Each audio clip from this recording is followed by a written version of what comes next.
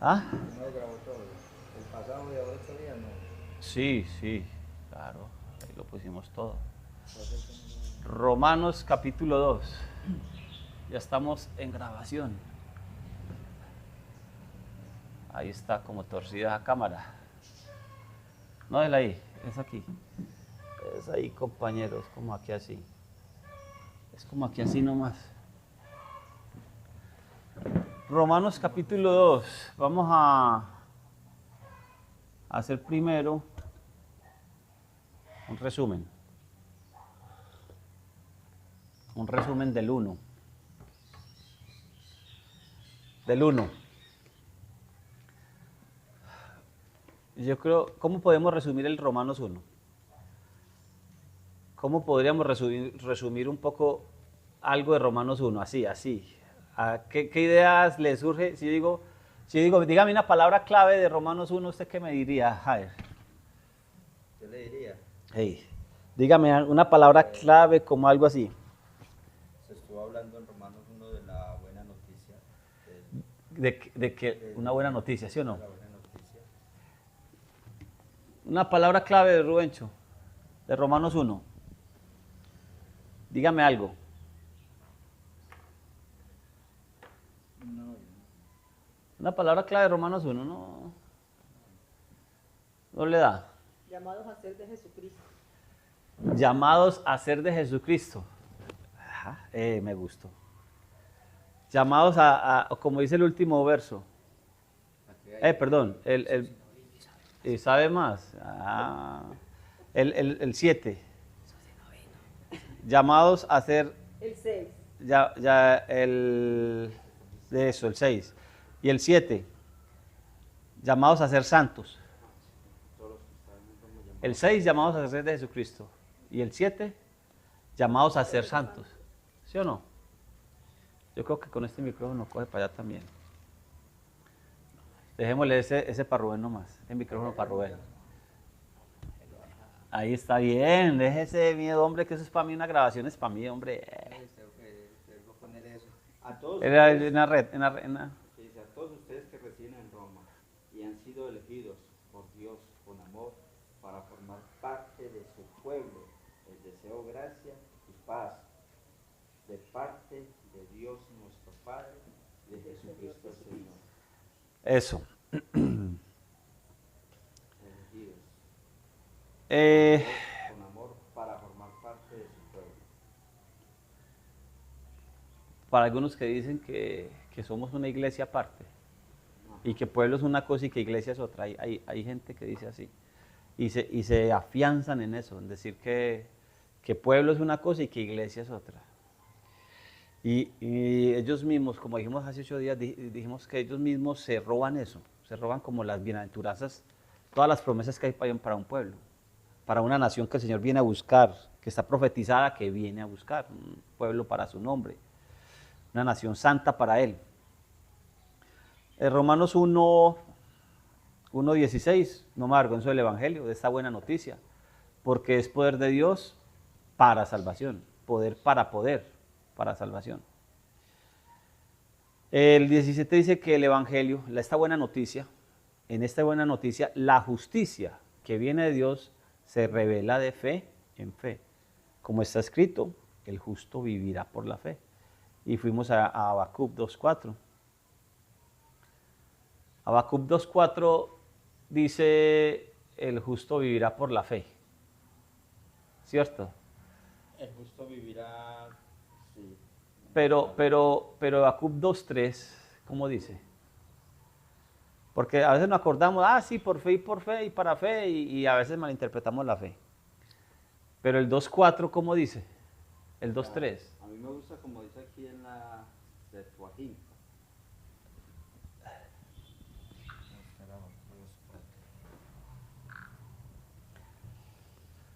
Oiga, no se desanime pues que los testigos, como dice pues la Biblia suya. También tiene que leer.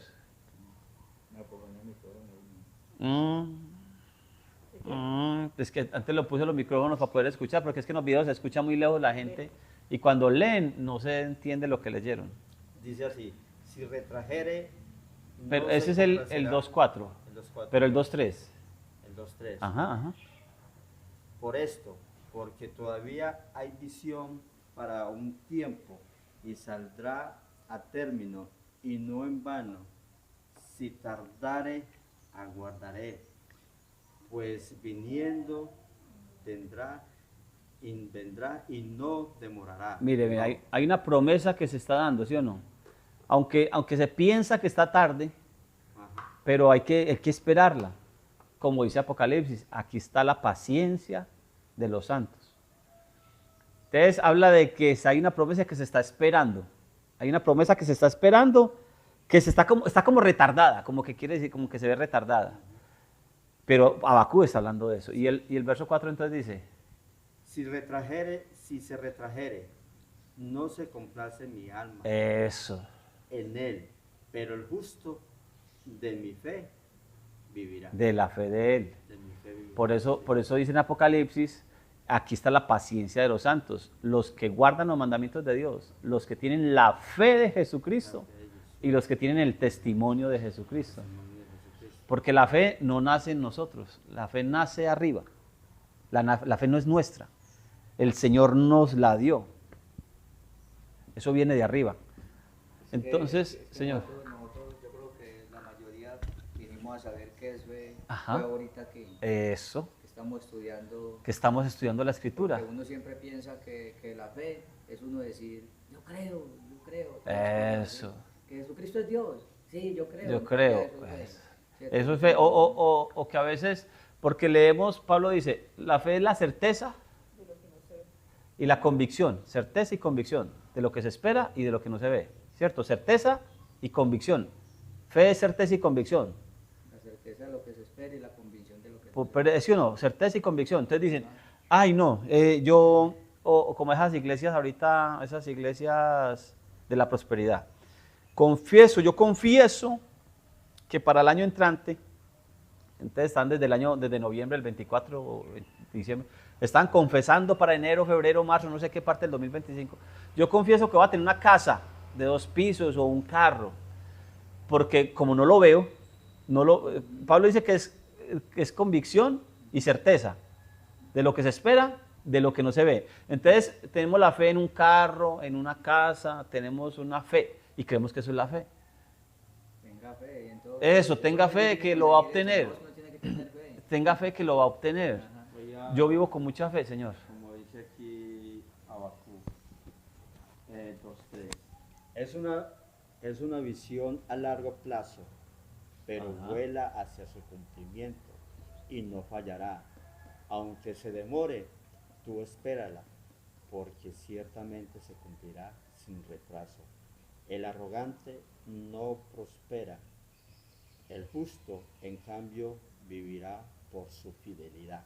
Por la fidelidad de Por la fidelidad de él. Eso es fe, porque fe en hebreo es emuná. Fe en hebreo es emuná. Entonces, yo tengo que poner las cosas en contexto. Tenemos que poner las cosas en contexto para poder entender.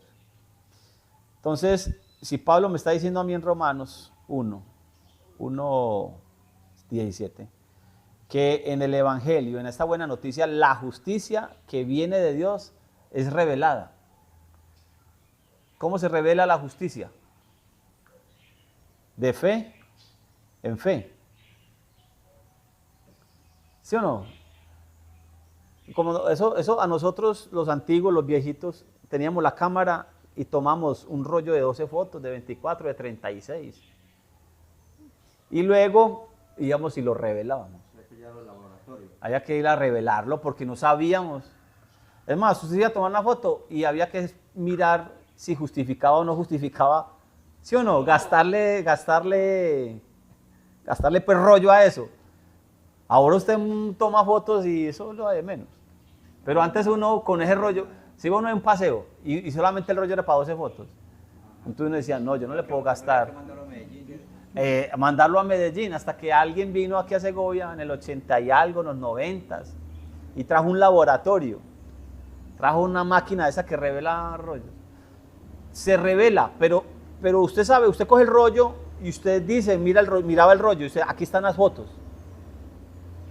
Pero usted no sabía qué había ahí, si salió o no salió, si salió movida, si salió, ¿cómo salió? Todos posaron para la foto, ¿sí o no? Había una esperanza de que la foto iba a salir. Pero había que revelar el rollo. Hay que hacer algo para revelarlo. Entonces se lleva hasta Medellín, en ese tiempo llevaba. Eso es acción.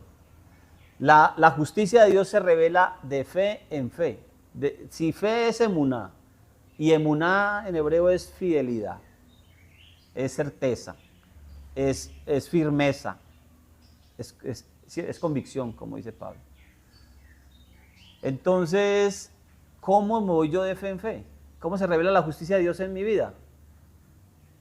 ¿Cómo se revela la justicia de Dios? ¿Qué es justicia? Justicia está ligada a la obediencia al mandamiento. La palabra justicia en la Biblia, en el contexto de la Biblia, está ligada a la palabra obediencia a la ley, al mandamiento de Dios. En el Evangelio, la justicia de Dios se revela de fe en fe. ¿Sí? Pero el 18 es muy difícil para que arranquemos al 2 y al 20. El 18, el 20 y para que arranquemos el capítulo 2. El 18 dice, la ira de Dios se revela. También utiliza la palabra revelación o revelar. Se revela desde el cielo contra toda impiedad e injusticia de los hombres que suprimen la verdad con su injusticia. Así dice la Biblia mía. ¿Cómo dice la tuya? Estoy leyendo. El 18. Esto tiene unas palabras muy raras. Se ha hecho manifiesto que la ira de Dios se abate desde el cielo sobre la impiedad y la injusticia de quienes actuando inicuamente cierran el camino a la verdad. Está un poco raro, pero bueno, ahí al menos no niega la palabra verdad. Sí, cierran el camino a la verdad. La ira de Dios se revela desde el cielo contra la impiedad e injusticia. Si justicia es obediencia a, la injusticia es la desobediencia. Y enseguida dice que suprimen la verdad con su injusticia. La verdad es Jesucristo. Cuando le preguntan a uno, ¿quién es la verdad? Jesucristo es la verdad. Pero ¿qué es la verdad? Entonces nos vamos a Salmos y Salmos me dice ¿qué es la verdad? Me dice que tu ley es la verdad. Salmo 119, 142. Salmo 119, 151 me dice que sus mandamientos son verdad. La palabra en forma de la ley de Dios es la verdad. Entonces hay hombres que con la injusticia suprimen la ley de Dios, el mandamiento. Es decir, que con el mal comportamiento, como dicen por ahí el dicho ese, que lo que hace con la mano lo borra con el codo o con los pies. Mi mamá tenía dicho. ¿Sí o no? Es que lo que hace con las manos lo borra con... las patas. Eso es. Entonces... Miren cómo dice este. a ver cómo dice ese. El 18. Preste atención y verá.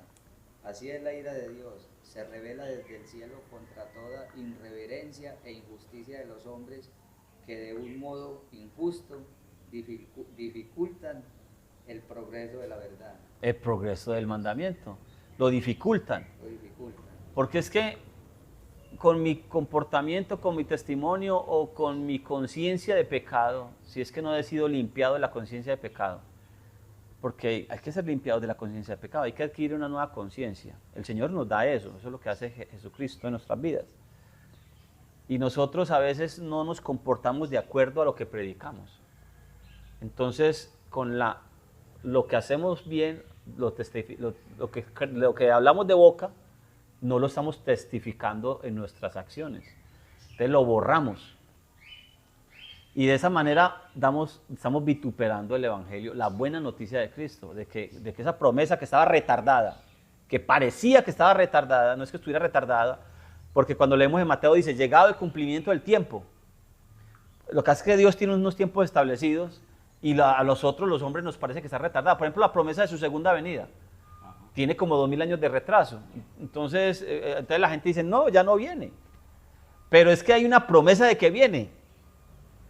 El que se regresa de esa creencia, entonces no tiene, no agradará al Señor. El que se regresa a eso. Por ahí hay una doctrina que está saliendo últimamente en la iglesia pentecostal. Yo nunca había escuchado eso. Y pastores predicando, diciendo que la iglesia no tiene que esperar la venida de Cristo, sino esperar el arrebatamiento. Andan con ese cuento. Que porque una cosa es el arrebatamiento y otra cosa es la venida. Entonces eso a mí me parece muy grave. Porque en la Biblia me dice a mí, está la promesa de la venida. Lo que pasa es que el arrebatamiento es en su venida. Eso sí dice el 1 Tesalonicenses 4:17. Cuando el Señor mismo, con voz de mando, con voz de arcángel y con trompeta de Dios, descienda de los cielos, ¿cierto? Los muertos en Cristo resucitarán primero. Luego nosotros, los que hayamos quedado, seremos juntamente con ellos arrebatados. El arrebato es en su venida. Pero le están enseñando que la iglesia no tiene que esperar la venida, sino esperar el arrebatamiento. Que porque una cosa es la venida y otra cosa es el arrebatamiento. No. La venida, el suceso de la venida, el arrebatamiento sucederá eso en su venida. Le bendiga. Vea, no dejes esa cita ahí, hermana, déjela ahí. Coja otra de allí. Ahí hay muchas, vea, coja una de arriba. No se preocupe por eso. Siéntese por aquí, por allá, donde quiera sentar, compañero. Bienvenido. Estamos haciendo un resumen del capítulo 1. El 20. Los atributos invisibles de Dios, su eterno poder y su divinidad se ven claramente desde la creación del mundo y en 1:20. Y se entienden por las cosas que han sido creadas, de modo que no tienen excusa. Esto también está hablando del Evangelio. Eso también está hablando del Evangelio. Cuando dice los atributos invisibles de Dios, su eterno poder y su divinidad se ven eternamente desde la creación del mundo y se entienden por las cosas que han sido creadas, de modo que no tienen excusa. ¿Esto dónde está? Salmo 19. Salmo 19 dice, los cielos cuentan la gloria de Dios y el firmamento anuncia la obra de sus manos. Un día emite palabra a otro día y una noche a otra noche declara sabiduría. Está hablando de la creación de Dios, de cómo la creación de Dios habla del poder de Dios. La creación habla de las leyes de Dios. Todo en el universo discurre o transcurre, todo en el universo transcurre bajo o en unas leyes que no pueden ser movidas. La tierra gira alrededor del sol, otros dicen que el sol gira alrededor de la tierra. Pero esos giros, el uno o el otro, porque eso ahorita está dando palo, esa tierra plana y que el sol es el que se mueve para allí y para acá. Esos movimientos del universo son fijos. Eso no tiene quebrantar, no hay forma de... Vea, los astrónomos llegan y ven por allá con un telescopio potente a miles y miles de kilómetros de distancia. Un asteroide. Y le calculan, le van midiendo la trayectoria. Entonces saben a qué velocidad va y le miran la trayectoria. Entonces pueden calcular dentro de tantos años dónde va a estar. Porque eso va fijo. La Tierra gira alrededor del Sol o la Luna alrededor de la Tierra. La Luna gira alrededor de la Tierra. Y saben claramente cuándo va a ser cada fase de la Luna. Para cuando hacen los calendarios del 2025, que ya estamos en el 2025, el calendario tiene que esperar hasta el 2025 para hacerlo. No, el calendario ya lo hacen, ya lo tienen fijo. La Luna, ya saben qué días son las fases de la Luna. ¿Por qué? Porque no tienen dudas de que si dijeron que el 4 de febrero va a ser cuarto menguante, qué sé yo. ¿Cómo saben que el 4 de febrero va a ser cuarto menguante y no va a ser apenas o va a ser creciente? ¿Por qué no tienen dudas de que va a ser eso? Porque esas leyes están puestas y son inamovibles. Eso, el poder de Dios fue el que puso eso así. La ley de la gravedad, yo cojo esto y lo suelto. Eso va a caer a la velocidad que el hombre estudia y sabe a qué velocidad va a caer. Y no dice, ay, de pronto, ¿será que de pronto se queda flotando, de pronto se cae? Voy a ver si de pronto se queda flotando. Eso nunca va a pasar. Eso va a caer todas las veces. Sí, es inamovible. Eso habla Salmo 110, Salmo 19. Y el Salmo 19:7, que está hablando de que los cielos cuentan la gloria de Dios y el firmamento anuncia la obra de sus manos. El Salmo 19:7, el verso 7 dice, la ley de Dios es perfecta que convierte el alma. ¿Sí o no? Así, es el 8. Perfecta, reconforta al ser humano. El mandato del Señor es firme, al sencillo lo hace sabio. Entonces, mire que está hablando, habla de la ley, del precepto, del mandamiento, habla de los juicios, habla... Eso habla el Salmo 19 habla de eso. Ahora, el 32 del capítulo 1, una cosa grave, donde termina el último verso. A pesar de conocer el justo juicio de Dios, que los que practican tales cosas son dignos de muerte. Es decir, los que practican la injusticia, los que son practicantes del pecado. Primera de Juan 3:8. Primera de Juan 3:8 habla del practicante del pecado.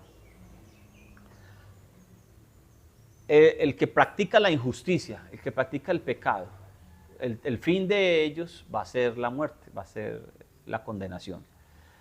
Y a pesar de conocer el justo juicio de Dios, que los que practican tales cosas son dignos de muerte, no solo las cometen, sino que se complacen en los que las practican.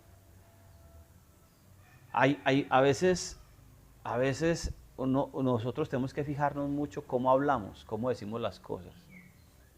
Hay que tener cuidado, porque podemos estarle enseñando a la gente que el pecado, porque le estamos diciendo que pueden infringir leyes o mandamientos de Dios y que no va a pasar nada. Eso está pasando ahorita mucho en la institución cristiana, cuando, bueno, desde el principio, porque hace 2000 años Pablo advirtió a Timoteo y Pedro advierte también, Judas advierte, de que se están metiendo a la iglesia, se están metiendo en la congregación, doctrinas por ahí raras.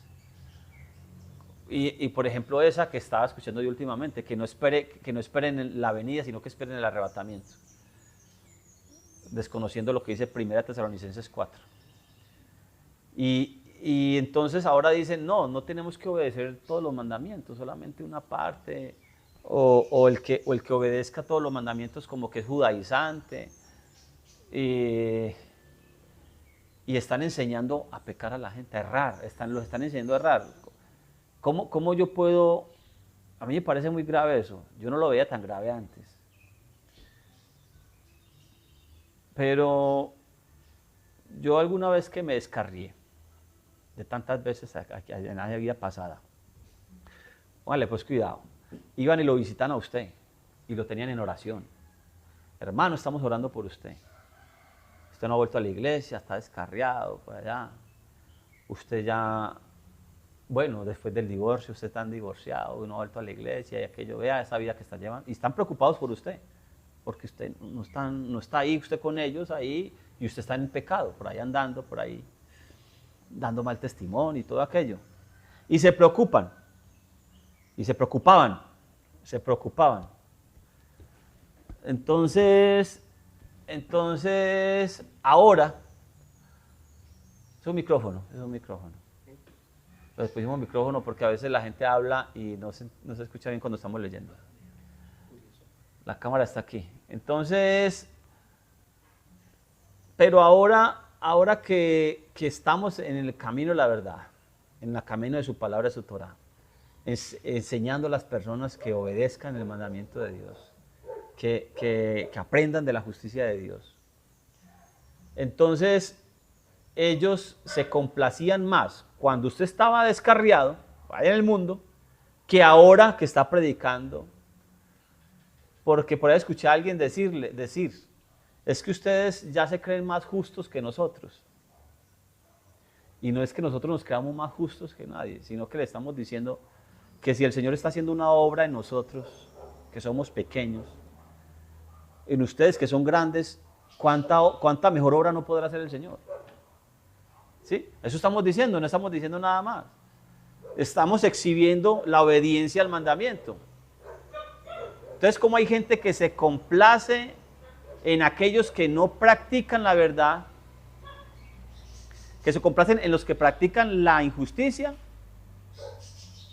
y enseguida enseñan a eso, que mejor le fuera que estuviera descarriado y que no estuviera predicando. Eso es una cosa de locos. A mí me parece una cosa de locos eso. Capítulo 2. Capítulo 2. ¿Quién? Espera un momentico. Señor, a ver. ¿Qué va a decir? Cuando dice que pasiones desordenadas, ¿En dónde? Verso... el que usted estaba leyendo. Justo practican tales cosas. El 32. A pesar de conocer el justo juicio de Dios, que los que practican tales cosas son dignos de muerte.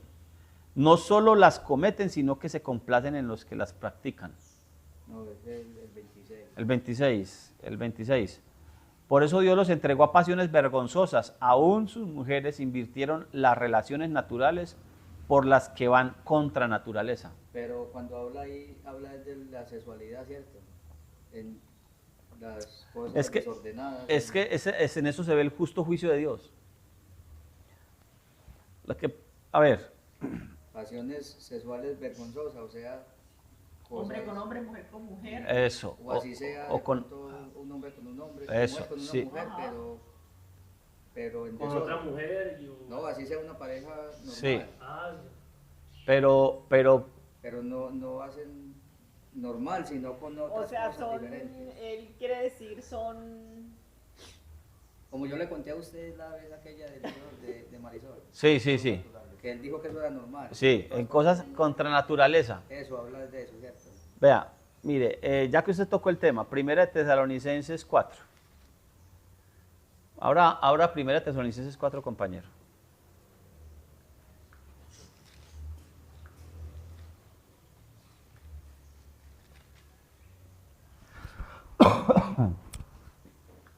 Primera de Tesalonicenses 4. Del verso 3, tan siquiera. ¿Cómo dice ahí los testigos de Jehová? Ah, no, yo tengo esta otra. Ah, puso la otra. Bueno. La voluntad de Dios es que sean santos, entonces aléjense de todo pecado sexual. Como resultado, Ajá. cada uno controlará su propio cuerpo Ajá. y vivirá en santidad y en honor. No en 5. pasiones sensuales, como viven los paganos, que no conocen a Dios ni sus caminos. 6. Nunca hagan daño ni engañen a un hermano cristiano en este asunto, teniendo relaciones sexuales con su esposa, porque el Señor toma venganza de todos esos pecados, como ya les hemos advertido solemnemente. Y el 7. Dios nos ha llamado a vivir vidas santas, no impuras. Por lo tanto, todo el que se niega a vivir de acuerdo con estas reglas no desobedece enseñanzas humanas, sino que rechaza a Dios, quien les da el Espíritu Santo. ¿Eso es qué versión? Esa es la de Juliet. La nueva traducción viviente. Tesalonicenses, ¿qué es? Primera de Tesalonicenses 4, del 3 al 7. Primera de Tesalonicenses 4, del 3 al 7.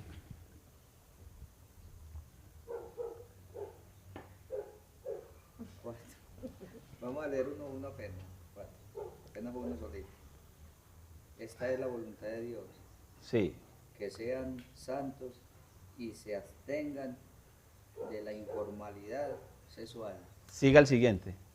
Informalidad sexual. Cada uno de ustedes Ajá. debe saber controlar su propio cuerpo Epa. para mantenerlo santo y honorable, y no con una pasión sexual descontrolada y codiciosa, como la que tienen las naciones Ajá. que no conocen a Dios. Como los gentiles.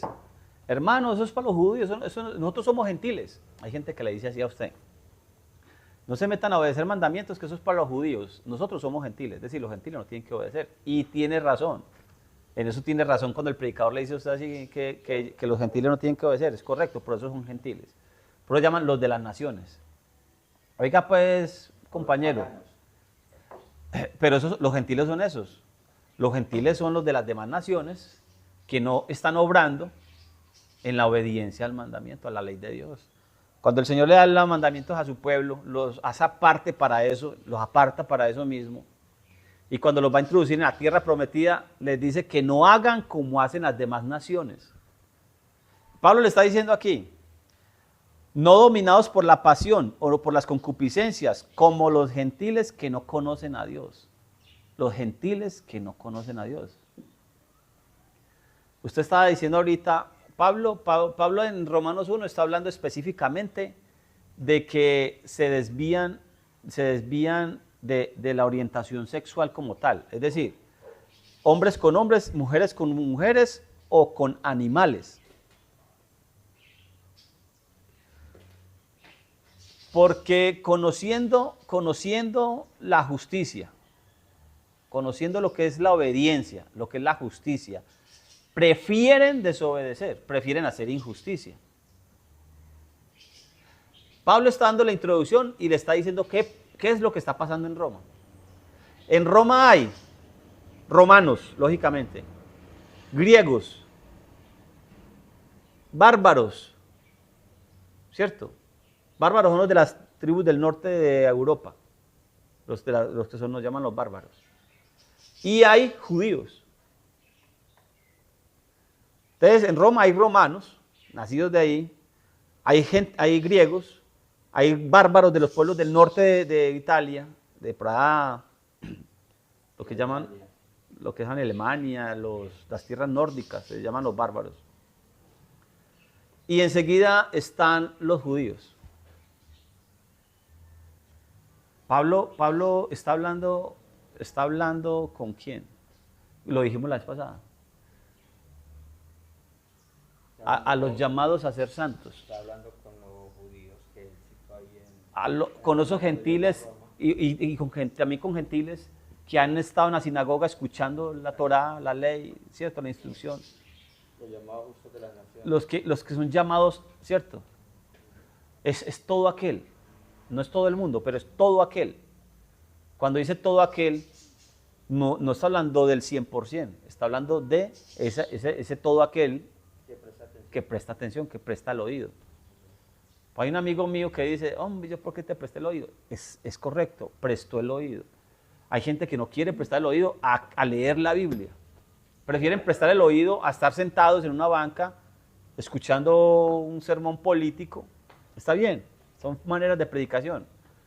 Pero cuentan anécdotas. Los sermones ahora se volvieron más de... ¿Cómo se llama eso? Cuando llevan a alguien a una empresa a hablar bien. Motivacionales, eso. Y cogen un verso y entonces para motivar algo en la congregación nos volvemos sentimentalistas y lloramos. O le decimos al organetero, ay, poneme una musiquita ahí suave. ¿Sí o no? ¿No ha visto? Le dicen al organetero, casi siempre está al lado izquierdo del altar. Hey, poneme ahí una musiquita suave. Ya sabe. O antes de empezar, le dice, vea, cuando yo le haga la señal, usted comienza a tocar ahí para formar una emotividad, porque es la única manera. Pero el conocimiento, la profundización de la palabra, eso se está acabando. Bueno. Entonces Romanos 1, muchacho, compañero, no está hablando de esto, pero en Tesalonicenses sí está hablando de lo que usted está diciendo. Ustedes no tengan a su esposa en concupiscencias como los demás gentiles que no conocen a Dios. Y el verso 4 le está diciendo, porque cada uno de vosotros sepa dominar su propio cuerpo en santidad y honor. Yo creo que esos asuntos de las relaciones matrimoniales, si estamos hablando de matrimonio, ya que tocó el tema, yo creo que a esos asuntos de las relaciones matrimoniales hay que ponerles orden. A mí me dijeron, hermano, no, es mejor casarse que quemarse. Entonces encontramos una pareja de novios o de amigos y son sorprendidos por ahí en fornicación, están sosteniendo relaciones prematrimoniales. Entonces, ¿qué es lo que hacemos en la iglesia? No, cáselos. En vez de decirle, sepárense, ¿qué están haciendo? Están pecando, están infringiendo, están, ¿cierto? Están pecando, no, no pequen más. No, más bien cásense. Los casamos para que sigan. Y el orden, como que nos saltamos del orden bíblico. Ese es el problema de no tener el orden de la Biblia. En vez de corregir, entonces más bien justificamos con nuestras propias justicias. Por eso dice Gálatas 5, ¿qué? 5:3. El que se justifica. Gálatas 5:3. A ver que la hermana Susi no ha hablado hoy. Gálatas 5:3, hermana Susi. Y otra vez testifico a todo hombre que se circuncida que está obligado a guardar toda la ley. Siga. De Cristo os desligasteis, los que por la ley os justificáis, de la gracia habéis caído. Eso ahí, mírela. Otra vez le digo, el que se circuncida en la religión judía, para meterse al judaísmo, está obligado a guardar toda la ley. Toda la ley de la Torá. Sí, claro, eso es lógico, porque es que todos tenemos que guardar toda la ley, porque maldito todo aquel que no permanezca en todas las cosas escritas en el libro de la ley para hacerlas. Eso es para todo aquel. Ese es para todo el mundo. Pero, dice, cuando usted se mete por la circuncisión, por el judaísmo, porque lo que está hablando Pablo cuando habla de circuncisión, no está hablando solamente del corte de la carne, sino del judaísmo. Si usted se mete por el judaísmo, está obligado a guardar toda la ley, del judaísmo inclusive. Porque de la ley de Dios todos estamos obligados. De la ley de Dios todos estamos obligados. Porque la ley de Dios no me salva, pero me condena. Entonces, si usted la infringe, ya está condenado. Y ahora, si usted se mete por el judaísmo, entonces está obligado a guardar toda la ley del judaísmo. Porque es que el asunto del judaísmo es que tiene una cantidad de leyes orales, de leyes que no tienen que ver con la escritura bíblica, el Talmud. Yo en estos días me fijé, hombre, yo lo leí, hombre. Son yo no sé cuántos tomos y cada tomo es más grande que la Biblia. Se me escapó ese dato, hombre, yo lo tenía aquí. Son de unas cuantas miles de páginas cada tomo y un tomo es más grande que la Biblia. El Talmud de los judíos. Ellos tienen sus cosas, no hay problema. Si usted se mete por judaísmo, está diciendo el Pablo ahí, está obligado a guardar toda la ley del judaísmo, porque la ley es lógica, la de Dios es lógico que tiene que guardarla.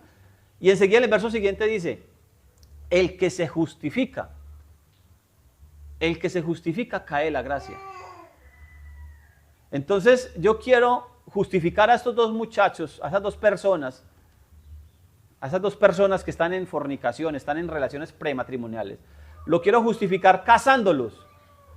En vez de enseñarles que eso es pecado, porque ellos ya saben que es pecado, pero ¿cuál es la palabra, hombre? Cuando uno hacerlos entrar en razón y separar eso que está pasando ahí y empezarlos a formalizar, no es diciendo que se casen de una vez, sino separarlos de esa acción que están haciendo. Pero yo quiero justificar lo que están haciendo, más bien los caso para que sigan haciendo lo mismo. Y entramos en un desorden. Y luego luego esa pareja se divorcia y luego le dicen, no, es que lo que Dios unió no lo separa el hombre. Y yo, pero ¿cuándo los unió Dios? Por Dios. Se unieron ellos mismos, se unieron dentro de sus concupiscencias, o nos unimos, porque todos nos unimos en nuestros deseos carnales, y luego decimos que Dios nos unió. Es que lo que Dios unió no lo separa el hombre. Es que no lo separa el hombre cuando Dios los une. Pero usted me va a decir a mí que Dios nos unió en ese desorden que vivíamos nosotros. Eso sí es como malas interpretaciones bíblicas eran, yo no sé cómo decir eso. A ver, nosotros nos unimos nosotros mismos, por nuestras concupiscencias, por lo que sea. La muchacha tan bonita, aquel hombre tan hermoso, no sé qué, y se unen. Luego entran en problemas y se andan divorciando, andan en problemas, se divorcian, y luego el pastor o el líder religioso les dice, no, es que no se pueden divorciar porque la Biblia dice que lo que Dios unió no lo separa el hombre. Sí, claro, cuando Dios lo unió, pero Dios expresa cuando los une Él. En el principio, dice Jesucristo cuando habla del divorcio, Pablo cuando habla del templo, que vosotros sos templo del Espíritu Santo, tomaré los miembros de Cristo y los uniré a una ramera. ¿No sabéis que se junta con una ramera, se hace una sola carne con ella? Porque al principio, y todos van al Génesis, por lo tanto dejará el hombre a su padre, a su madre, se unirá a su mujer y los dos serán una sola carne. Ese es el principio, ese es el orden de Dios. Pero nosotros no nos unimos en ese orden.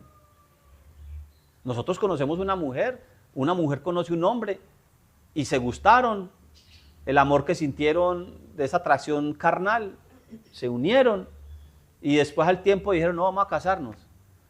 O la otra es que entonces,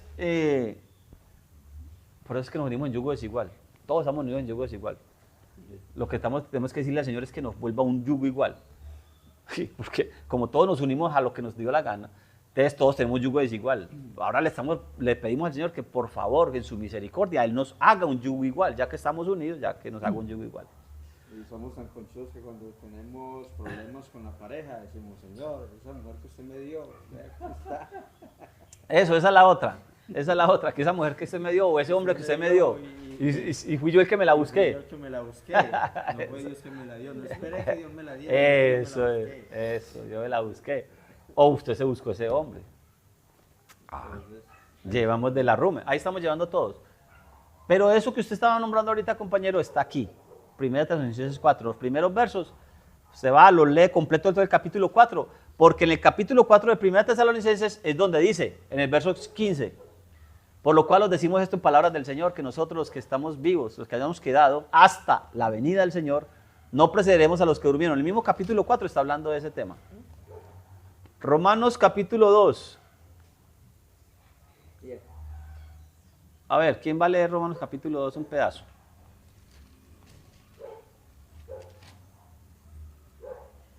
Hermano Brian. 2, dice, desde el primero. Desde el verso 1, por favor.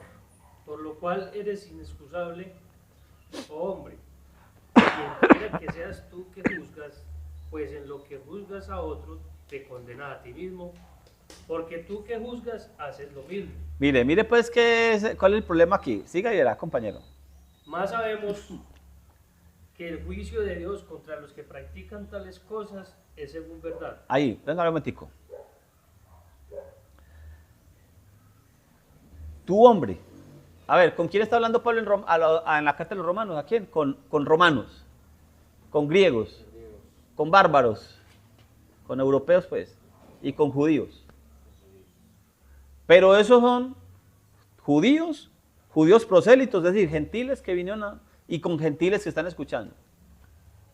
Él no le está escribiendo a gente que está por fuera, como dijimos la vez pasada.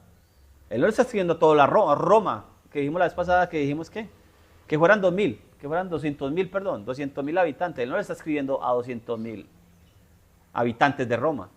Él le está escribiendo a un grupo que se están reuniendo en algún lugar. ¿Cómo sabemos que las reuniones, dónde se hacían las reuniones? Cuando leemos en Hechos de los Apóstoles, Pablo, ¿a dónde iba? A dónde estaban reuniendo la gente. En las sinagogas estaba reunido. La gente está reunida en las sinagogas y Pablo llega a las sinagogas porque ahí es donde están los judíos de nacimiento, los judíos prosélitos, gentiles que se metieron a la religión judía, y luego los gentiles que están ahí escuchando, que se llaman temerosos de las naciones. Y de esos temerosos de las naciones, de esos gentiles hay temerosos de las naciones y apenas algunos que están como medio simpatizando. Entonces ahí tenemos como 4 grupos de personas de la sinagoga. Es más, vea, le voy a dar un dato que me encontré hoy, yo no lo había visto, de casualidad me lo encontré en Hebreos 10, donde dice no dejando de congregarse como algunos tienen por costumbre, para que lo tengan, para que lo anoten por ahí en su archivo. Hebreos 10, ¿qué? 10 ¿qué, hombre? 10 algo. A ver, yo lo encuentro aquí rápidamente. Hebreos 10...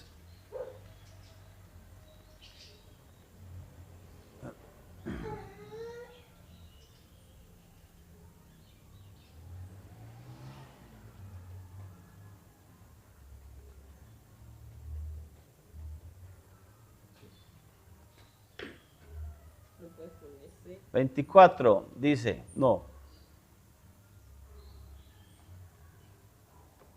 25. 25. Congregar. Eso. No dejando de congregarnos 25. como algunos tienen por costumbre, sino Eso. exhortándonos, y tanto más cuando veis que aquel día se acerca. Hebreos 10:25. Esa palabra no dejando de congregarse como algunos tienen por costumbre. Esa palabra congregarse viene la raíz de esa palabra, es sinagoga. Entonces cuando a usted le No dicen, dejando de ir a la sinagoga, No. como algunos lo tienen por costumbre. por eso, búsquela en el griego y verá. Como los testigos de las reuniones, entonces ellos pusieron aquí, no dejando de reunirnos. No dejando sí, también dice esta Biblia también dice, no dejando de reunirse. Por eso es que no encontraba el texto. No dejando de reunirse. Entonces mire, vea. Va a tocar con un palito más bien. Con un palito. La selfie. Es un palito de selfie. Pongo el micrófono ahí para señalar a él con el que está hablando para que se escuche bien la voz. Mire, vea. Hermanos, es que usted dejó de venir a la iglesia, al culto. Se va a condenar porque usted dejó de... Bueno, ok, está bien. Dentro de la creencia que usted tiene del cristianismo está bien. Pero es que el texto dice, hermano, vea, no deje de congregarse como algunos tienen por costumbre. La pregunta es, ¿a quién le dijeron eso? ¿En qué contexto está escrito eso? No dejan de congregarse, ¿qué significa? Y lo más duro es eso, que la raíz que se utiliza ahí para congregarse es de congregación, es de sinagoga. Estábamos aquí. Entonces Pablo le está diciendo, por eso tú, hombre, quien quiera que seas, sea judío prosélito, temeroso de las naciones o un simpatizante de primer día. Cualquiera que sea, usted es inexcusable. ¿Cuándo? Cuando juzga. Cuando usted juzga, ya es inexcusable. ¿Por qué? Porque en lo que juzgas a otro, te condenas a ti mismo. Porque tú que juzgas, practicas lo mismo. Por ahí hay un verso que dice que hay que quitar el ojo, la viga del ojo para quitarle la paja. No está diciendo que el problema es quitarle la paja. El problema, lo que está diciendo Jesucristo ahí es que primero quite la viga. Y la viga que tiene en su ojo. Porque la viga no lo deja ver bien. Y usted por estar bregando a hacerle un favor al otro, sacarle algo pequeño que tiene el compañero en el ojo. Si usted no ve bien, usted le puede sacar ese ojo. ¿Sí o no? Porque si yo no veo bien, veo borroso, en vez de hacerle un favor, le voy a hacer un mal. Eso dice Jesucristo, eso es lo que está diciendo ahí. Pero aquí me está diciendo, usted es inexcusable, porque en lo que usted juzga, usted está siendo juzgado porque usted está haciendo lo mismo. Y ya estamos hablando de juicio. Y enseguida el verso 2 dice, el juicio de Dios es contra los que hacen tales cosas. ¿Y ese juicio se basa en qué? ¿En qué se basa ese juicio? En la verdad, dice ahí. ¿Sí o no? ¿En qué se basa el juicio de Dios? Se basa según verdad. ¿Oíste? Mira lo que dice el 28 de Hebreos. ¿Qué dice? Hermano, ahí primero ve cómo dice su Biblia. ¿Pero de qué? El 28 de Hebreos. Hebreos, ¿verso qué? ¿Qué estamos leyendo? ¿Cuál era? Hebreos No, capítulo 10. estamos leyendo Romanos 2 o no. No, pero es que este está muy interesante. El de Hebreos. Sí, el que estamos leyendo. Hebreos 10:25. Lea el 28, El verso 28 dice, Sí.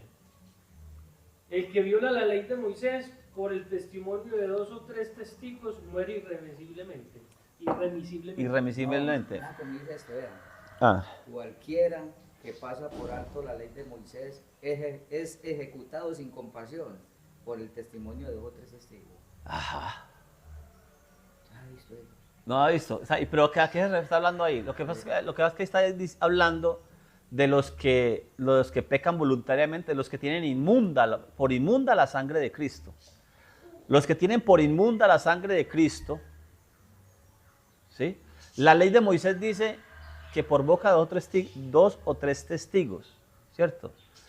si la ley de Moisés dice esto con respecto a cierta cosa pequeña, cuánto más grande ofensa, cuánto más gran ofensa es el que pisoteare la sangre de Cristo teniéndola por inmunda. Ya que usted está hablando de ese tema, usted lo tocó, y este mismo tema, mire pues, aquí estamos hablando del juicio de Dios. El juicio de Dios se fundamenta en la verdad, en verdad. Hablando de juicio.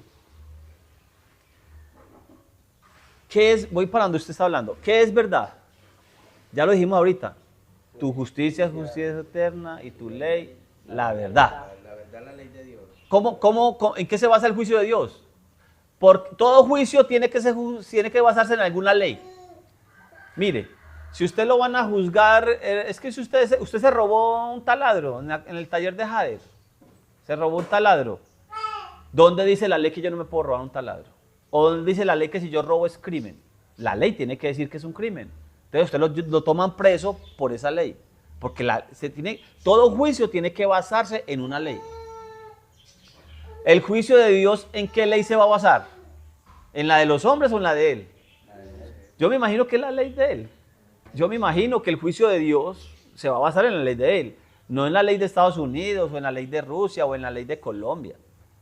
Yo no creo. El juicio de Dios, yo no creo que se base en las leyes humanas. Por eso tiene que basarse en la verdad. Por eso la ley, por eso la palabra dice, tu justicia es justicia eterna y tu ley. El juicio de Dios se basa en la ley de Él. ¿Dónde está ese juicio de Dios? Lo último que vemos fue en Apocalipsis, antes del 21. En el 21:1 dice, y vi ahí cielos nuevos y tierra nueva, porque el primero cielo y la primera tierra pasaron y ningún lugar se halló para ellos. Pero en el capítulo 20, antes de ese nuevo comienzo, de ese cielo nuevo y esa tierra nueva, hay un juicio. Hay un juicio, ya lo hemos hablado. Apocalipsis 20, ¿qué? 20:12. Vi los muertos grandes y pequeños, Sí. de pie ante Dios, y los libros fueron abiertos, y otro libro fue abierto, el cual es el libro de la vida. Mire, vea. Vi los muertos grandes y pequeños para el juicio. El juicio de Dios se basa en verdad. Los libros fueron abiertos y cada quien fue juzgado. Sígalo leyendo. Y fueron juzgados los muertos y por las cosas que estaban escritas en los libros. Búsquelo usted en la versión suya en la Reina de Testigos. Según sus obras. Según sus obras. Según las obras de cada uno, fueron juzgados de acuerdo a las cosas escritas en los libros. ¿Cuáles libros son esos? Yo digo que son la Torá. Génesis, Éxodo, Levítico, Números y Deuteronomios, porque son la ley de Dios. Si Dios basa su ley en la verdad, y la palabra de Dios me dice que su ley es la verdad, y implícitamente, de todas maneras, el verso me está diciendo que Dios basa su juicio en la ley. ¿Y en la ley de quién va a ser? Pues en la ley de Él. Entonces, cuando usted llega a Apocalipsis capítulo 12 y dice que todos grandes y pequeños, cuando dice grandes y pequeños no se refiere solamente a niños y viejos, se refiere a grandes y pequeños de dinero o de conocimiento, porque en dinero o en conocimiento o en cosas hay grandes y pequeños. O en maldad. O en maldad. Ese grandes y pequeños abarca todo eso. Pero dice que fueron juzgados por los libros, perdón, por sus obras, de acuerdo a las cosas escritas en los libros. Yo creo que esa es la ley de Dios, porque Dios basa su juicio en la ley de Él. ¿Cómo dice ahí el 12 en los testigos? Y vi a los muertos, los grandes y los pequeños, de pie delante del trono. Y se abrieron los rollos, pero se abrió otro rollo, el rollo de la vida. Y de acuerdo con lo que estaba escrito en los rollos, se juzgó a los muertos por sus acciones. ¿Vio? Ahí dice rollos. Rollos. Ese es el asunto. Los rollos de la Torá. Es la misma cosa. ¿Otra versión o no? ¿Estamos bien ahí? Entonces, yo creo. Porque a mí me... Cuando escribieron lo que llaman Nuevo Testamento, también lo escribieron en rollos. También fue escrito en rollos. No habían libros. Así, aquí en griego dice definición transcripción de los libros, Apocalipsis 20:12. Ajá. Transcripción, biblión, rollo, libro, carta, pergamino. Cada uno va a ser juzgado por sus obras, pero de acuerdo a las cosas que estén escritos en la ley. Hermano, ¿usted para qué se pone a obedecer la ley? Es que la ley, los mandamientos, obedecer los mandamientos no lo salva. Eso es correcto. Es que yo no estoy guardando mandamientos para salvarme. Como el Señor me salvó por gracia, ahora tengo que obedecer. Ahora, si los mandamientos, por la obediencia al mandamiento, no lo salva, la desobediencia al mandamiento sí lo condena. Entonces, hágame el bendito favor. Hermano, no hay que guardar todos los mandamientos. Eso no lo salva. Pues correcto, eso no lo salva. Es que eso lo condena. La desobediencia lo condena. Cada quien va a ser juzgado por sus obras de acuerdo a las cosas escritas en los libros de la ley. Sigamos entonces. Romanos 2:3.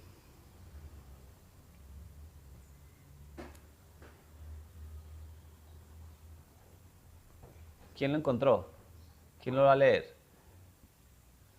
Y piensas esto, oh hombre, tú que juzgas a los que tal hacen y haces lo mismo, que tú escaparás del juicio de Dios. Ajá. Siga. O menosprecias las riquezas de su benignidad, paciencia y longanimidad, ignorando que su benignidad te guía al arrepentimiento. Mire, ¿quién nos guía al arrepentimiento? Él, ¿cierto? Por eso hemos dicho tantas veces que Él ha hecho todo. Él hace todo en nuestras vidas. Él hace todo. Él pone la fe. Porque sin fe es imposible agradar a Dios. Para obedecer, para agradar a Dios, para obedecer, porque así es que se agrada. Él se agrada en la obediencia, no en los muchos sacrificios. Porque es que los sacrificios se presentan después de la desobediencia. Y eso ya no tiene gracia. Estoy cansado de sus sacrificios. Estoy cansado de sus lunas nuevas, de sus días de reposo. Isaías capítulo 1. Estoy cansado de eso. ¿Ustedes para qué se andan con esa religiosidad? Estoy cansado de hablando en este tiempo, estoy cansado de sus cultos, de sus cánticos, de sus ayunos. Estoy cansado de sus confraternidades, de sus estadios. Estoy cansado. ¿Para qué tanta reunión? ¿Para qué tantos sacrificios que de alabanza o lo que sea que están haciendo allá? Si me están desobedeciendo. Isaías capítulo 1. ¿Qué pide el Señor de ti? ¿Qué está pidiendo el Señor de ti? ¿Qué demanda? ¿Qué demanda? ¿Qué te estoy demandando? Yo no le estoy pidiendo a usted que esté sacrificando becerros o yéndose para los estadios de... Bueno, pues, yo le estoy pidiendo esa obediencia. Pero es que sin fe es imposible agradar a Dios. Sin fe es imposible obedecerle. Entonces, Él pone la fe. Nos da la fe. Nos da de su Santo Espíritu. Zacarías, yo sigo con Zacarías. Ezequiel, capítulo 36, verso 27. Pondré de mi Santo Espíritu en ellos y haré que anden. Entonces nos da la fe, nos da el Espíritu Santo y nos hace andar en los mandamientos, en su Torah. Él nos da todo. Ahora lo que nombra Romanos, el verso 3, el verso 4. O menospreciáis la riqueza de su benignidad, paciencia y longanimidad, ignorando que su benignidad te guía al arrepentimiento. La bondad de Él nos guía al arrepentimiento. La bondad de Él nos guía. La bondad. Él hace todo. Él está haciendo todo. Él hace todo en nuestras vidas. Él hace todo en la vida de las personas. Y aún así nosotros queremos endurecer a veces tanto el corazón, hombre. Qué lamentable esa situación. Pero, o sea, deberíamos declarar el puntico donde el Señor dice de que está cansado de las reinas nuevas, de las fiestas y de todo, porque Él le dice al pueblo que está cansado, pero de la forma que ellos lo hacen. Ajá. Porque no lo hacen como Él ordenó, conforme a la palabra, sino que lo hacían por su propia cuenta. Entonces, cuando ya ellos hacían a su manera, ya no eran las órdenes del Señor o las fiestas del Señor, porque no lo hacían como el Señor quería. Entonces, Él estaba cansado, era porque lo hacían a la manera de ellos, más no a la manera de... Lo hacían ya después de desobedecer. Después de desobedecer.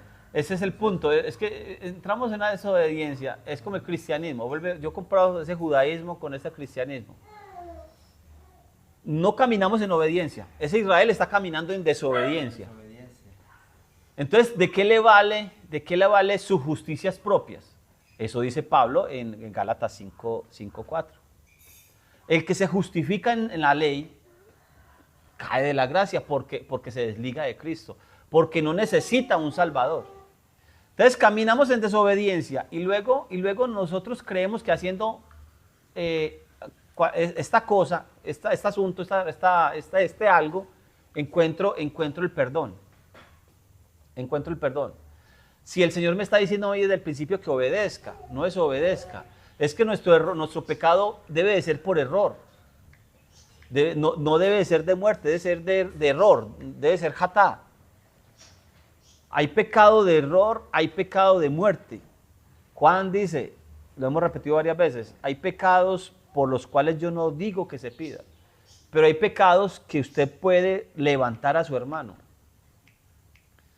Nuestro pecar debe ser en la obediencia, es decir, tratando de obedecer que yo cometa el error, tratando de obedecer. Yo pongo el ejemplo, ¿cómo podemos guardar el día de reposo? ¿Cómo hacemos para guardar el Shabbat, para obedecer bien el Shabbat? A ver, ¿quién me dice a mí aquí, de esta mesa, quién tiene la clave exacta de cómo se hace? No. Ninguno.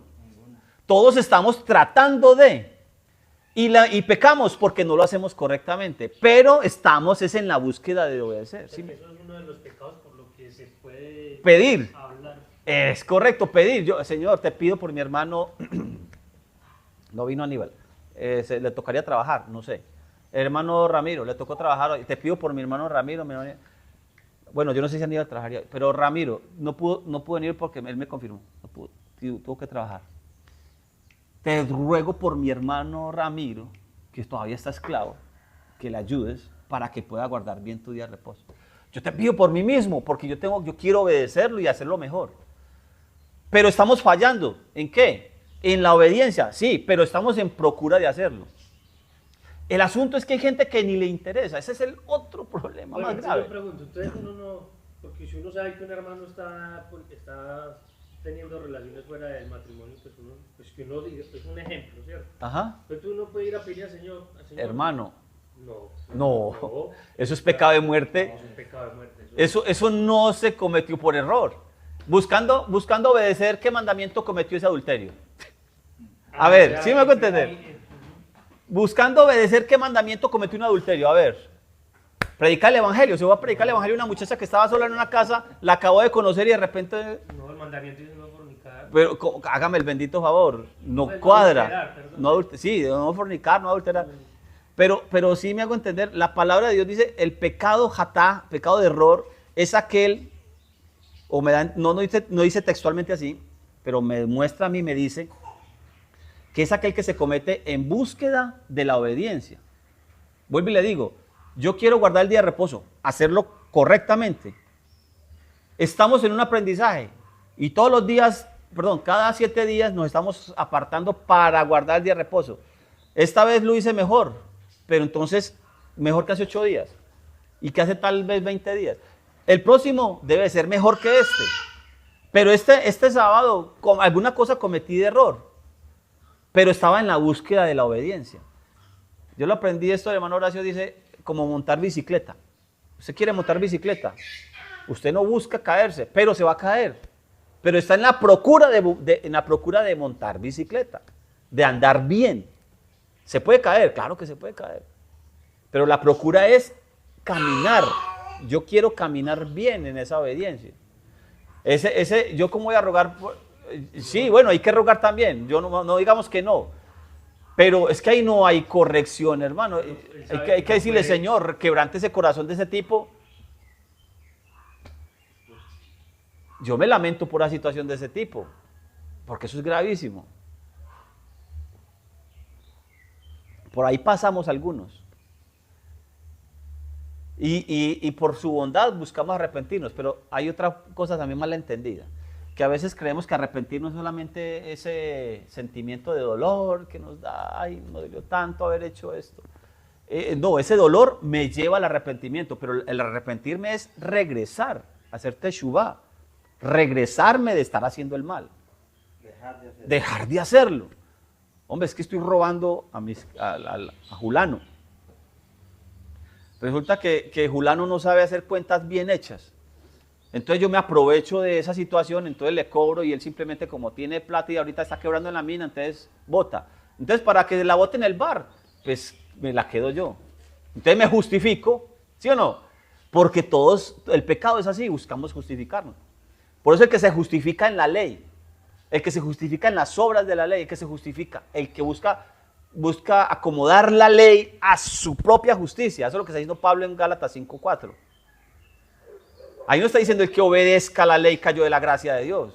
Gálatas 5:4, Pablo en Gálatas 5:4 no está diciendo el que obedece la ley de Dios cayó de la gracia. Eso no está diciendo ahí.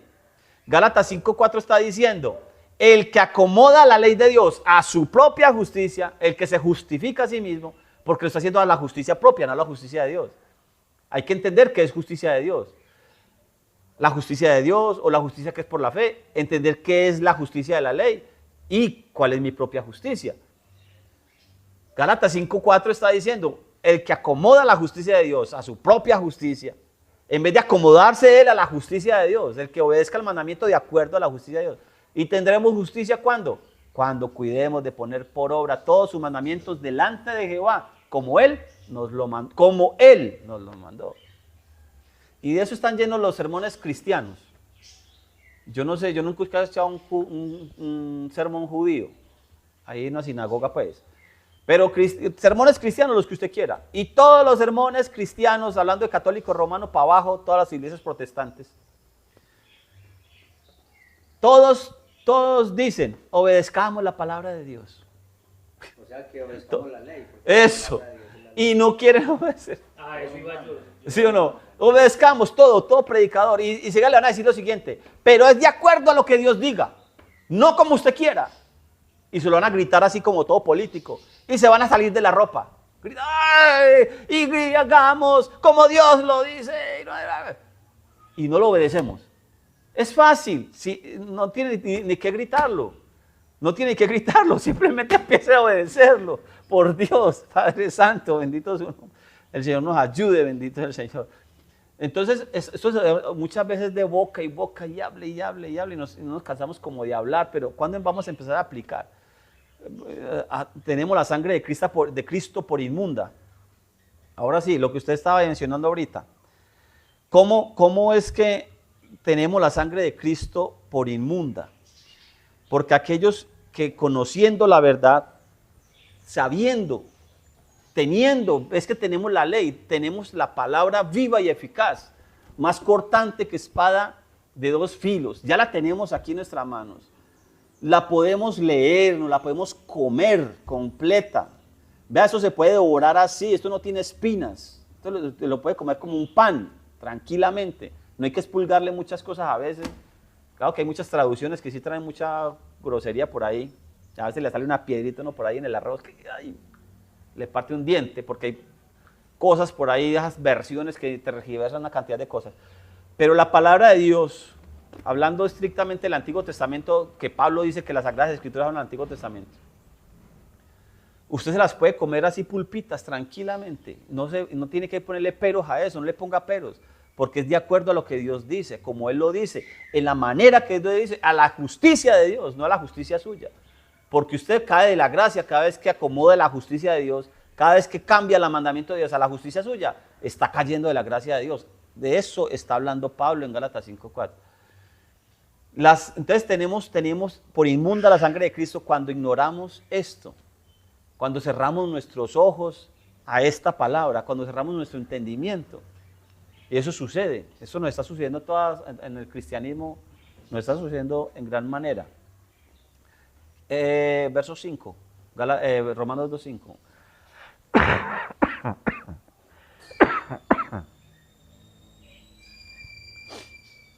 Romanos 2:5. Préndeme la luz, porfa. Pero por tu dureza y por tu corazón no arrepentidos, atesoras para ti mismo ira para el día de la ira y de la revelación del justo y juicio de Dios. Pero por la dureza de su corazón. Aquí dice impenitente, ¿cómo dice ahí? Por la dureza de su corazón. Pero por tu dureza y por tu corazón no arrepentido. Eso, ahí, téngalo ahí. Aquí dice impenitente, pero mire cómo dice ahí. ¿Tu corazón qué? Arrepentido. No arrepentido. No arrepentido. Eso. Entonces, no es que tengamos un corazón, ay, que nos duele todos los días, pero, como estamos hablando del tipo este que roba al hermano que no sabe leer, o a la persona esa, no tiene que ser hermano, a ese minero que no sabe leer y escribir. Entonces lo roba. Entonces, ay, no, me duele mucho robarlo, pero sigo robándolo. No. Ese corazón que no está arrepentido, que no se regresa, que no se deja de estar haciendo ese mal. ¿Qué pasa con ese corazón impenitente o no arrepentido? Acumula. Atesoras para ti mismo ira para el día de la ira y de la revelación del justo juicio de Dios. Cuando se revele el justo juicio de Dios. Lo leímos ahorita, ¿cierto?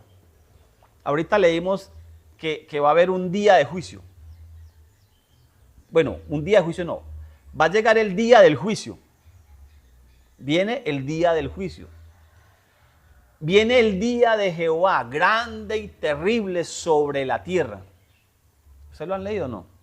Lo hemos leído muchas veces. Un día de estos podemos sacar un temita, un tiempo de 2 o 3 horas, ¿verdad? Podemos hacer una cena o un almuerzo, qué sé yo, para que hablemos bien del tema de la venida del Señor. El día del Señor, grande y terrible.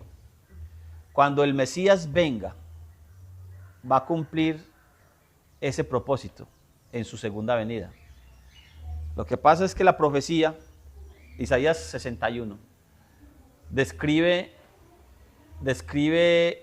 ese suceso en un solo párrafo de la Torá, de la ley, perdón, del profeta.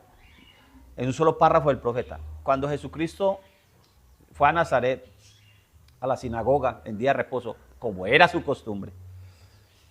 Hermano, es que Jesucristo no guarda el reposo. Bueno, ahí dice que él, como era la costumbre de él ir a la sinagoga el día de reposo, tenía esa costumbre, porque él sabía que Pablo iba a escribir, no dejando de congregarse como algunos tienen por costumbre. Entonces él iba cada día de reposo a la sinagoga.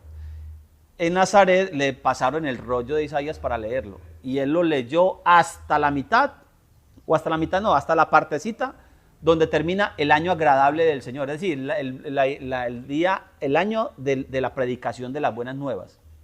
Pero el pedacito que dice que el día de venganza y todo eso, ahí paró. Cuando él dice el año agradable, dice, hoy se ha cumplido delante de ustedes esta palabra, hasta ahí. Pero es que la profecía sigue, es decir, es completa. Los judíos, en este momento los judíos no entienden o no toman a Jesucristo como el Mesías escrito en los profetas, porque ellos dicen que no ha cumplido todo lo que estaba especificado para el Mesías, que dice el profeta. Algunos han creído en este Jesucristo, en este Yeshua, como el Mesías, algunos judíos, porque lograron entender que Jesucristo cumplió una parte y cuando venga en su segunda venida cumplirá la otra parte. Se hizo un paréntesis, por decirlo de esa manera, porque resulta que nosotros lo podemos leer en Daniel capítulo 9, dice, 70 semanas están determinadas para tu pueblo, sobre tu pueblo. 70 semanas están cortadas, separadas para tu pueblo. Y toda la profecía que está escrita, aquí es donde yo reto a los escatólogos. Aquí es donde yo vamos a retar a mi gente. Aquí es donde yo reto escatólogos, esos grandes de cualquier iglesia. Y llámese como se llame, don Fernando Cardeño, el que sea. Grandes escatólogos. La profecía está determinada para un pueblo. 70 semanas están determinadas para tu pueblo. No son 69 y no son 71. Y es para un pueblo. Y es decir, como en las películas hay unos personajes principales y hay unos extras. El personaje principal está ahí. no hay profecías para extras, es para el principal. Por eso habla de su pueblo, porque es que está hablando de un Mesías, de Cristo, como digámoslo con la palabra Cristo. La Biblia es cristocéntrica. Me gusta la palabra Mesías, es Mesías céntrica. La Biblia es Mesías céntrica, es cristocéntrica. Y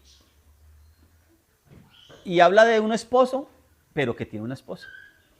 Habla de un pueblo, de una iglesia, de una congregación, desde el Antiguo Testamento. No que se le aparece en el Nuevo Testamento de repente ahí, no. Entonces 70 semanas están determinadas. Toda la profecía que se ha escrito o que se dejó de escribir, si es que alguna se dejó de escribir, que yo no creo que se haya dejado de escribir, o alguna profecía que no hayamos leído nosotros porque de pronto no se añadió a este canon, porque la Iglesia Católica Romana o a los judíos no les interesó. Porque nosotros tenemos canon por los judíos y por la Iglesia Católica Romana, solo tenemos una Biblia. Toda la profecía está determinada dentro de ese rango, 70 semanas. No hay más, no hay ni antes ni un después, ahí no hay más. Ahí no hay profecía para iglesias aparecidas de repente por yo no sé dónde. Entonces, dentro de esas semanas, 70 semanas, se abrió un paréntesis y ya llevamos 2000 años. Pues creemos que van 2000 años porque hay teorías que dicen que no han pasado 2000 años, no que han pasado, que no estamos en el 2000, sino que estamos en el 1600, no sé qué. Bueno, hay una cantidad. Pero Cristo en su primera venida y hasta su segunda venida hay un paréntesis que está sucediendo, haciendo un trabajo con su pueblo, con su nación, con la casa de Israel, con la casa de Judá. Está haciendo un trabajo, pero está escrito ahí. Todo Isaías hasta Malaquías, todos esos profetas mayores y menores, o todos porque hay profetas posteriores y anteriores, que están desde Reyes. Entonces, todo está escrito para 70 semanas. Lo que pasa es que las 70 semanas no fueron una detrás de otra, sí hubo un paréntesis, y en eso estamos de acuerdo. El reto que yo le pongo a los escatólogos o al que sea es este: búsqueme a usted profecía que no esté determinada dentro de esas 70 semanas. Y no la va a encontrar.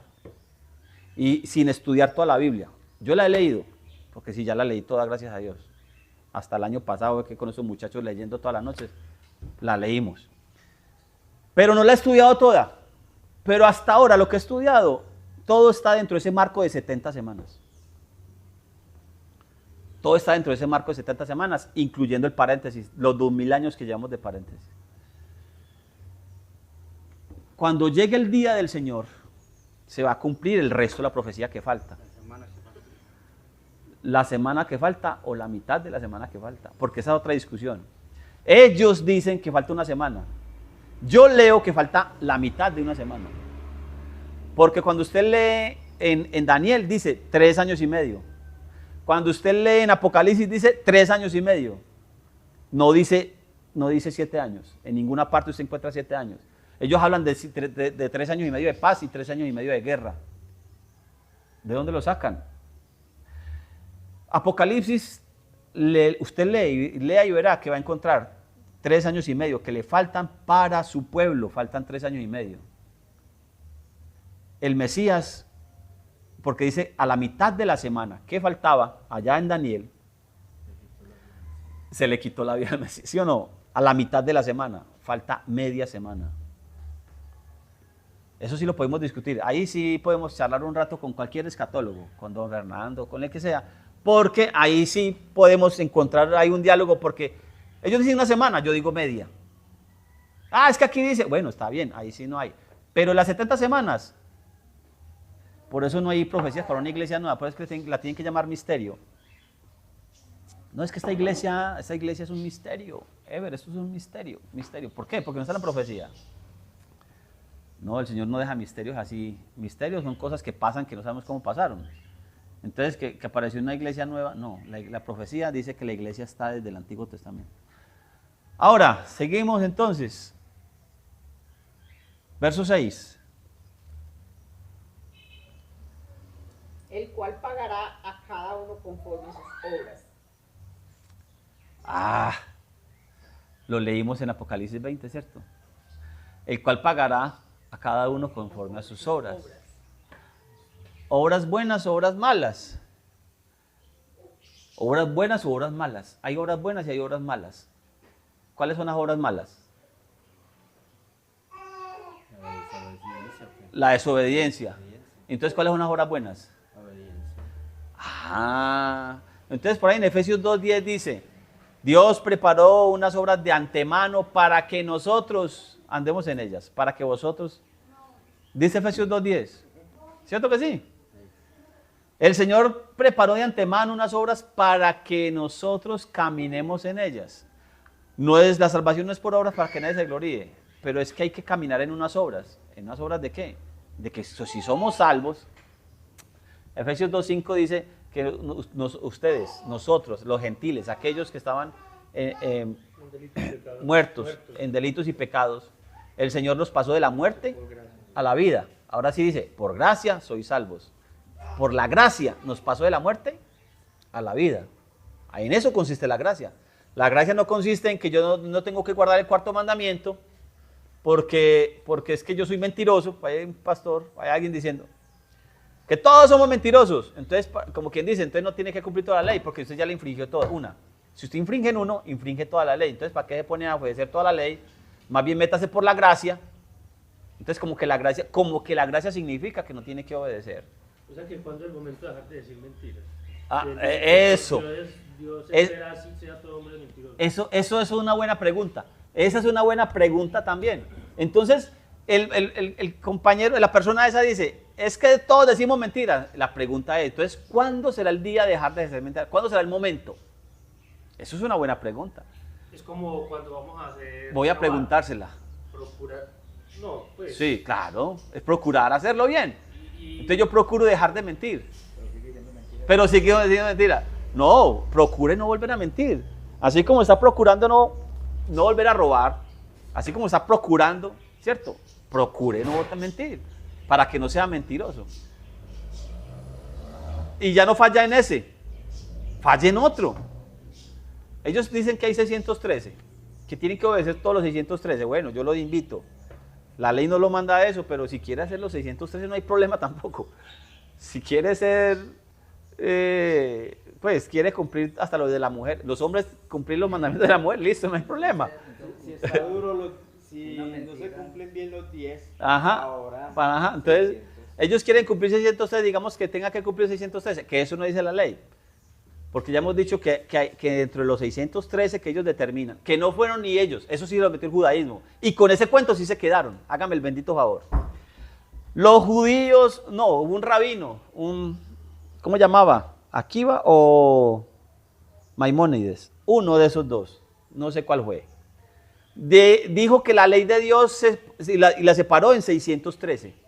Un judío de esos rabinos de allá. Ahora estos gentiles, eso sí les gusta predicar. Eso sí, ese judaísmo sí lo predican. Es que son 613 mandamientos. ¿Dónde dice aquí no dice que son 613, es que puede ser 10.000. Yo no sé cuántos serán, yo no los he contado sinceramente. De los 613 no están en la Biblia. Sí, pueden estar ahí. Lo que pasa es que fue un judío. El judaísmo fue el que dijo que son 613. El judaísmo, la religión judía. En la interpretación que le dan. En la interpretación que ellos dan de la Torá. De la Torá para poderla escribir en el Talmud. Ellos dicen que son, un sabio de estos lo separó y dijo, vea, son 613. Yo no los he contado, vuelvo y le digo, yo no los he contado. Puede que sí, puede que no. Pueden ser 600, pueden ser 10.000, no sé cuántos sean. No importa porque estamos caminando en obediencia. Es que no importa la cantidad, puede ser uno, no importa si es uno o son 10.000, es que no importa, es que es fácil. Desde que usted esté caminando en obediencia no interesa. El problema es cuando usted no está caminando en obediencia, eso es imposible. Es imposible hacer uno solo. Vuelvo y le digo, vea, digamos que no sean 613, digamos que no son 10, digamos que son 5. Digamos que son 2, como dicen ellos, son 2. Cuando usted no tiene el Espíritu Santo en su vida, cuando Dios no ha puesto el Espíritu de Él en usted, es imposible hacer uno. es imposible hacer uno. Porque eso no, la carne no está interesada en eso. Ni quiere ni puede. Romanos 8, 9, algo así. 8 algo. La carne ni quiere ni puede, porque eso es de arriba, porque la ley es espiritual. Por eso Pablo en Romanos 7 dice, con mi mente sirvo a la ley de Dios. La carne no está dispuesta. Pueden ser, vuelvo y le digo, pueden ser 1000. Es lo de menos, o puede ser uno solo. Pero si usted no tiene el Espíritu Santo en su vida, no es capaz. No es capaz, ni le interesa siquiera. Con la mente sirvo a la ley de Dios y con la carne a la ley del pecado. Ese hombre está hablando de una dicotomía. Es decir, Pablo en Romanos 7, él aclara todo del 6. Él va aclarando cosas. Bueno, desde el 5. Pero va aclarando cosas. En el 7 le deja claro a usted, le dice, la ley de Dios es espiritual. Por eso desde antes está diciendo, una cosa es la carne, otra cosa es el espíritu. Pero cuando llega al finalizando el capítulo 7, se mete en una dicotomía, porque es que hay personas que yo vivía en esa dicotomía, porque no me determinaba si sí o si no. Entonces yo decía eso, con razón Pablo, y yo me justificaba en ese verso, con razón Pablo dice que con mi mente sirvo a la ley de Dios, y con mi cuerpo a la ley del pecado. Miserable de mí, ¿quién me librara de este cuerpo? Pero ¿cómo termina el capítulo? Gracias doy a Dios. Gracias doy a Dios por nuestro Señor Jesucristo. Así, dejado a mí mismo, con la mente sirvo a la ley de Dios, pero con la carne a la ley del pecado. Entonces, es una justificación que está hablando ahí. Pablo está ¿cómo le dijera yo? Como hablando, no sarcásticamente, sino hablando como esa persona que no se decide. Cuando Pablo llega al capítulo 8, mire cómo comienza. Ahora pues, ninguna condenación hay. Los que están en Cristo Jesús. ¿Quiénes son los que están en Cristo Jesús? Los que no andan conforme a la carne, sino conforme al Espíritu. Ahí ya le dijo, le está diciendo, ninguna condenación hay para los que no andan. Pero si usted anda en algún punto de la carne, tiene toda la condenación. Es decir, el hombre del capítulo anterior tiene que dejar de estar con esa dicotomía, si sirvo o no sirvo, si soy capaz, si me decido, si no me decido. ¿Sí? Porque es que hay que reconocer que hay una carne. Es que yo soy carne, es que yo no soy... A ver, lo que pasa es que los griegos dividen. Aquí Pablo está escribiendo a los romanos. Entonces, en esa cultura griega, la filosofía griega divide al ser humano en 2 o en 3. En 3 es más fácil. Por ahí dice, 1 Tesalonicenses es el capítulo 5 terminando, o es segunda. Es 1 Tesalonicenses 5, cuando dice que vuestro ser entero, nuestro espíritu, alma y cuerpo, vuestro ser entero, porque le está hablando a unos griegos, espíritu, alma y cuerpo, porque los griegos dividen las cosas. Yo tengo que entender que yo soy esto que hay aquí, eso soy yo. Este es Eber Cardeño, esto. Lo que se ve y lo que no se ve, eso soy yo. Cada uno de nosotros somos eso que hay ahí. Pablo está hablando dentro de la filosofía griega, diciéndole que separan la carne del espíritu, lo separa y enseguida los pone en una lucha. ¿Sí me hago entender? Pero yo tengo que entender el contexto en el que está hablando Pablo. ¿En qué contexto se está hablando? Está hablándole a los griegos, entonces les divide la carne y el espíritu. Entonces hay una persona que no se decide, que a veces sirve la carne y que a veces sirve el espíritu. Que a veces sirve la carne y a veces es el que lo condena. Eso es andar en tibieza. ¿Sí me hago entender? Por eso, cuando llega al capítulo 8, al siguiente verso, porque eso no está en capítulos, sino al siguiente pedazo dice, ninguna condenación hay para los que están en Cristo Jesús. Los que no andan conforme a la carne, sino, mire que usted ahí para adelante, Pablo no vuelve a repetir lo mismo. Que con la mente sirva a Dios y con la carne, no, o está o no está, o es o no es, decídase. Debe estar luchando con eso. Más bien, haga morir en usted. Haga morir en usted las obras de la carne. Haga morir. Entréguese. Cristo crucificó la carne de pecado, la crucificó en la cruz del Calvario. Y vuelvo y le digo, lo que pasa es que él está hablando en un término, ¿no? Dentro de una cosmología, dentro de un marco griego. Y los griegos separan la carne del espíritu. La cultura, la palabra en hebreo no se divide. Es decir, la filosofía hebrea no tiene divisiones. En hebreo usted no encuentra espíritu, alma y cuerpo. Y sopló Dios, formó al hombre del barro de la tierra, del polvo de la tierra, lo formó. Y sopló en él aliento de vida. Y luego, ¿qué dice? Y fue el hombre una neshama, un alma viviente. Nosotros somos un alma que se compone de carne y espíritu, pero somos un nejat. Ahí es cuando dicen los trinitarios que Dios es ejat, ese Deuteronomio 6:4, oye Israel, el Señor nuestro Dios, el Señor es ejat. Ese ejat es una unidad compuesta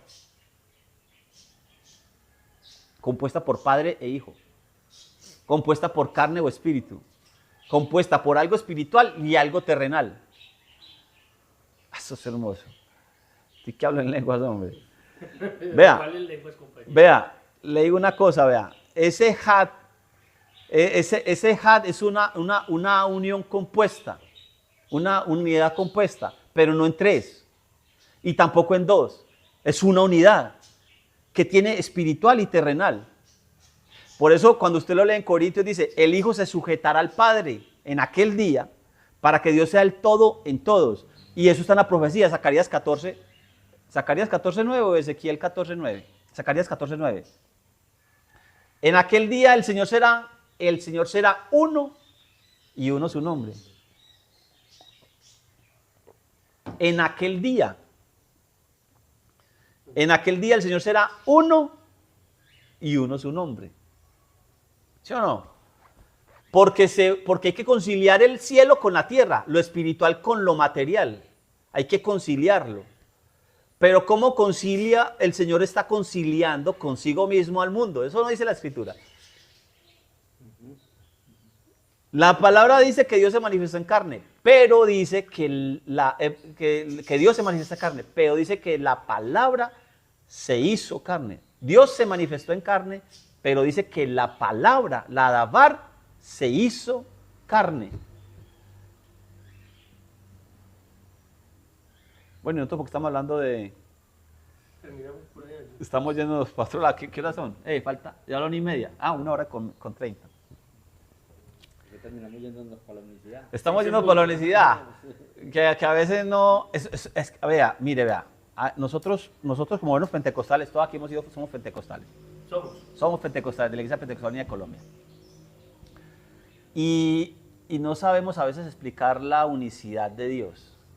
Y por eso es que hay tantos textos que uno se contradicen, que uno cree que se contradicen, porque habla de un padre y un hijo. Porque decimos, el Padre es mayor que yo, dice Jesucristo.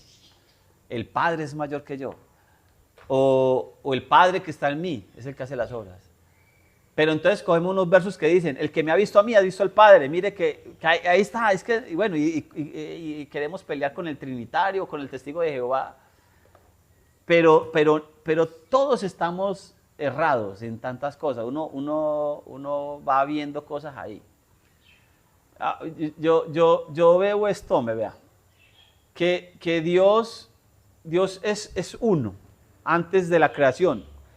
Cuando hay un momento que es como que se divide en dos, pero en esta creación, dentro de esta división de Dios mismo, por decir Dios tierra, Dios cielo, no sé cómo decirlo, después buscaré otras palabras mejores, que era uno y se separó, así como dice que Dios separó la luz de las tinieblas, separó las aguas de arriba de las aguas de abajo, y todo lo que existe está dentro de las aguas de arriba y de las aguas de abajo. Y al hombre también lo separó. El hombre se separó también y le quitó la parte femenina de la parte masculina, lo separó. Y Dios cielo y Dios tierra, y luego hay un suceso hay unas cosas que tienen que acontecer, y luego se unirá y Dios será uno y uno es un hombre. Y en aquel día el Hijo se sujetará al Padre para que Dios sea el todo en todos. Porque hay que reconciliar un cielo con una tierra. Hay que conciliar ¿cómo lo dijéramos, hombre? Lo intangible, lo que no se puede tocar, con lo que se toca. Por eso Cristo está reconciliando en su carne. Eso es una cosa. Por eso la cuelgan a la cruz de Calvario. Y la carne que cuelgan a la cruz de Calvario no es la misma carne con que resucita. Y si está reconciliando era porque había habido una separación. Eso, esa separación sí. ¿Esa separación de qué? Del hombre, de su esposa. Ajá. De Israel, la que repudió. De ese Israel. El Israel que se dividió en casa del norte y casa del sur. Eso. Entonces, ¿Sí ve? Lo mismo. Israel fue repudiado. Ajá. Las 10 tribus del norte. Eso Entonces, es. quedó enemistad. ¿Qué? Enemistad con Dios. Entonces vino el Mesías a reconciliarse. Tiene que reconciliar esas dos casas de nuevo. Casas de nuevo. Tiene que unirlas en una sola ejad de nuevo. Porque él era con Sí, ellos, no con los gentiles, no con... Ahí estamos. Pero tiene que cumplir unas promesas, Abraham, en tu descendencia serán benditas todas las... Por eso es que la descendencia tenía que regarse por todas las naciones. Por eso dice que se reconcilió consigo mismo. Ajá. ¿Quién reconcilió? Los que estaban... Los que están por fuera, hay que unirlos de nuevo, hay que volver a hacer una ejad. Pero ya había Una tenido unidad. ese rompimiento. Para poderse reconciliar tuvo que haber un rompimiento de... Por eso se dice reconciliar. Reconciliar. Porque alguna vez estuvieron juntos. Estuvieron juntos. Alguna vez fue una ejad que se dividió, pero hay que volver a hacer ejad de nuevo. Shema Israel. Oye Israel, Adonai Eloheinu, Adonai Ejad. Por eso tenemos que, ya estamos comprendiendo que no es un pueblo nuevo o una iglesia nueva. Por eso es que no se habla de iglesias No nuevas. se habla de iglesia Es una nueva. iglesia que ya existe, que ya está, una congregación. Di pues a la congregación de Israel. Di a la sinagoga de Israel. Di a la eclesía. ¿Sí o no? Ahí estamos. Ahí estamos. Hay que volverlos. Porque es que esa esposa ya está desde el Antiguo Testamento. Desde el Antiguo una separación y hay que volverlos a unir en aquel día. Para que terminemos. En aquel día. La hermana leyó hasta el 5. Hasta el 6. Dios pagará a cada uno según sus obras. El 7. Vida eterna a los que perseveran en bien hacer y buscan gloria, honra e inmortalidad. Pero ira y enojo a los que son contenciosos y no obedecen a la verdad, sino que obedecen a la injusticia. Ahí comenzamos, con ayuda del Señor, comencemos entonces ahí en el verso 7. ¿Verso 7? Verso 8. El verso 8. La verdad, desobedecen a la verdad y obedecen a la injusticia. Desobedecen a la ley de Dios, al mandamiento, pero obedecen a la transgresión del mandamiento. Ahí comenzamos. Bueno, démosle pausa. Ya, terminemos ahí. A ver, stop.